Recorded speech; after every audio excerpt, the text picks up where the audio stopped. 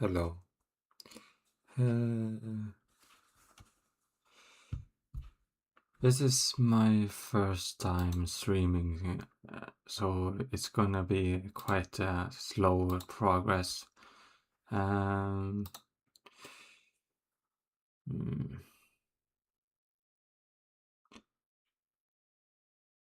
I'm still setting stuff up.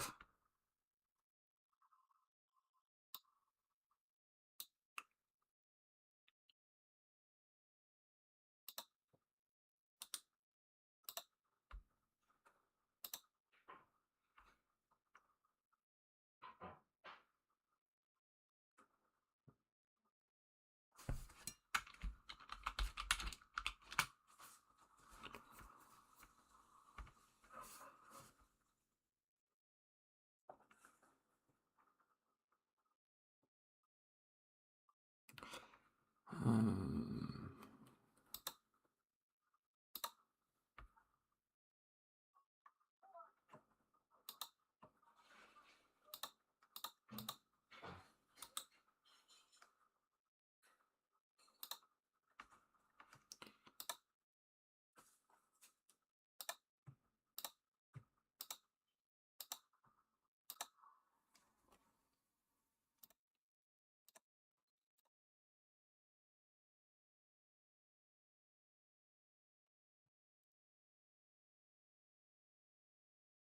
Setting up some filters uh, for uh, my microphone.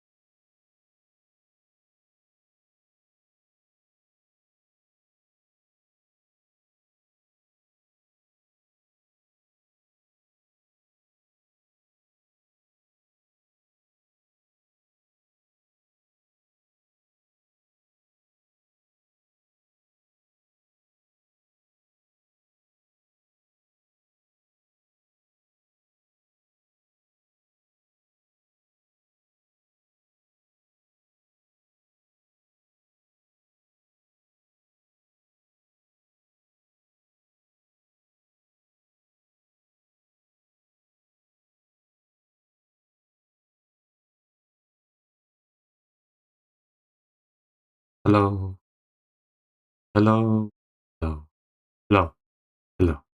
Yeah, yeah. Mm, mm.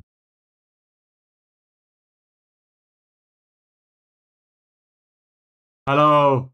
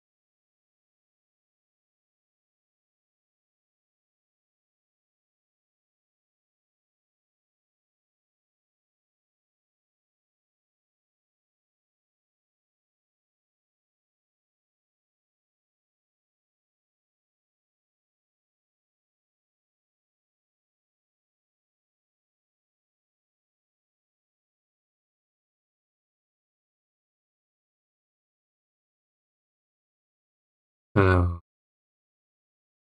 What am I supposed to do now? Any idea?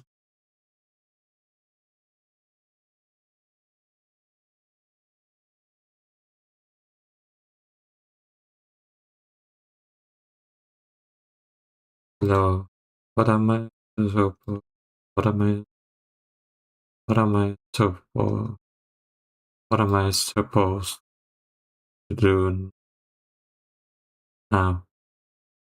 What am I supposed to do? What am I supposed to do now? Am I? What am I supposed to do now? What am I supposed to do now? Hello, hello. Testing 1, 2, 3. 1, 2, 3.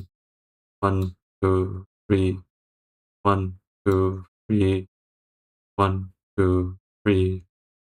1, 2, 3. 1, 2, 3. 2, 1.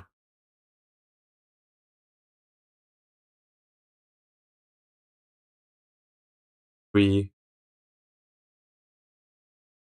3, 2, 1. 3, 2, 1. 3, 2.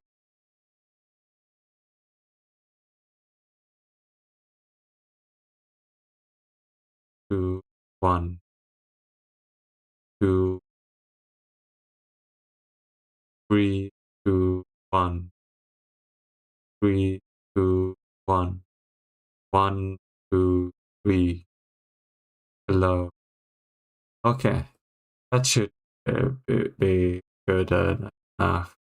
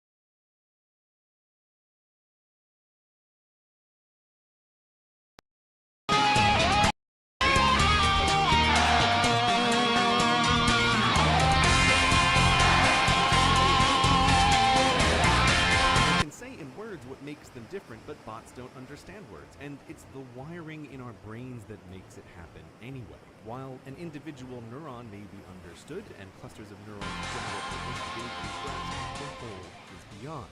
Nonetheless, works. So to get a bot that can do this sorting, you don't build it yourself. You build a bot that builds bots and a bot that teaches bots. These bots' brains are simpler, something a smart human programmer can make. The builder bot builds bots, though it's not very good at it. At first, it connects the wires and modules in the bot brains almost at random. This leads to some very special student bots sent to TeacherBot to teach. Of course, TeacherBot can't tell a B from a 3 either. If the human could build TeacherBot to do that, well then problem solved. Instead, the human gives TeacherBot a bunch of B photos and 3 photos and an answer key to which is what. TeacherBot can't teach, but TeacherBot can test. The adorable student bots stick out their tongues, try very hard, but they are bad at what they do.